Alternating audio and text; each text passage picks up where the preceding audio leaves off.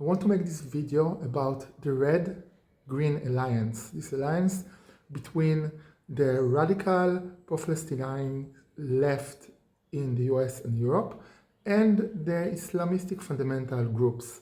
And this alliance is very interesting, and it's very interesting also to understand the psychological power behind it, as well as how it all funneled down into this anti-Semitism.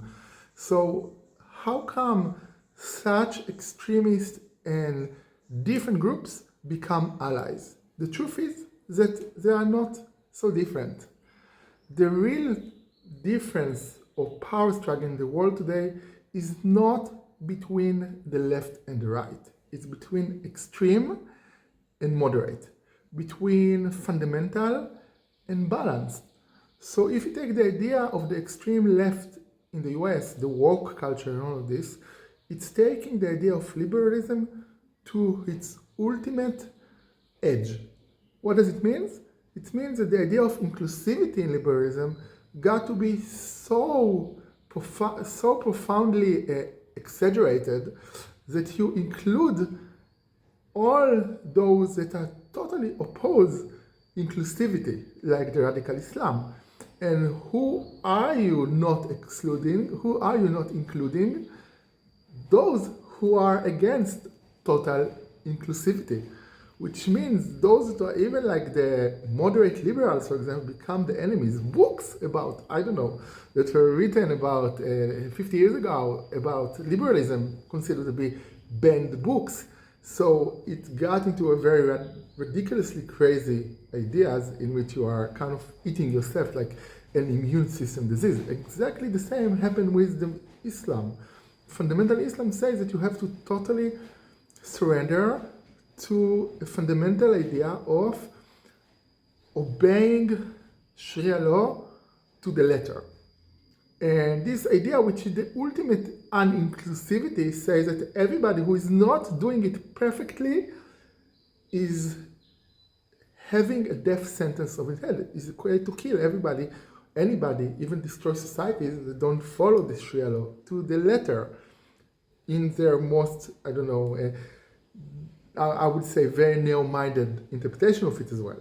So these two ideas, which look totally the opposite, but because it's like a circle, they go to be really, really close to each other in the way in which these ones are allowed to include in this total inclusivity also the most destroying and demeaning radical idea of the other sides, while this one, in their exclusivity of accepting only those who take these laws and leave it, and otherwise you're bound to be killed, to get support from those that the ultimate radical, I don't know, abomination for this fundamental Islam. Like if any of these trans, whatever, gay, LGBT, whatever, will step foot in Gaza, you'll immediately killed, tortured, whatever, if they have the right to, right? And so on. So this is like such a paradox.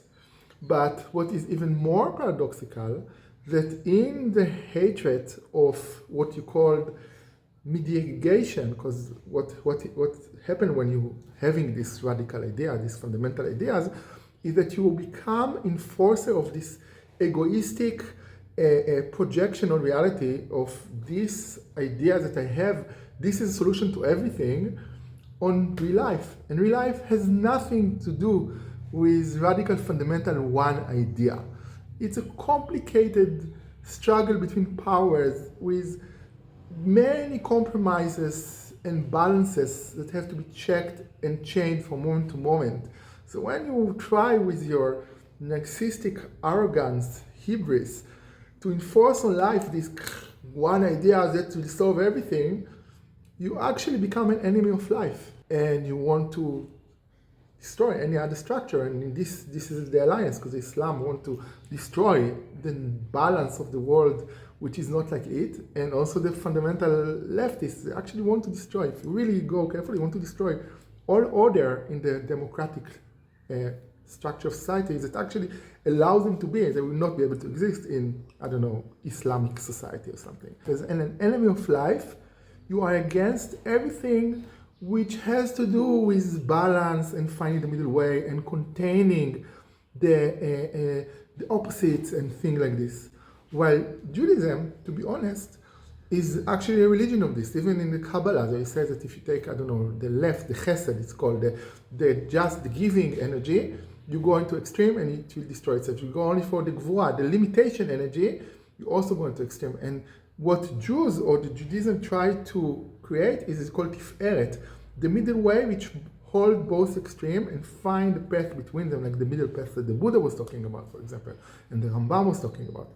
So this is actually the idea of Judaism, and this is what the Jewish state is generating. It proves that it's possible because you create a community which has secular, it has religious, it has even ultra-religious, it has Arab, it has Jews, it has Muslim, it has Christian, it has everything. They all live in this tiny land and create prosperity, and that's really annoying, both to the leftist and both to the Islamist, because you have 52 Islamic nations that are all really low, and 22 Arab nations which are really low. They are, when you take the level of poverty of human rights, they are all down. The bottom of the list, even though they have huge amount of oil and resources. Well, if you take the Jewish state, have no oil, have nothing, small area, but create such a prosperous country with multiversity, with acceptance, with that, and that's because the power of this Jewish concept to create a certain balance that allow everything to grow and prosper. And they cannot tolerate it because it stands against the purity of narcissistic egos that try to enforce some dogma on reality. And so that's my idea about it. And what do you think about it? I will be happy to hear your ideas. So you can comment here below. Thank you.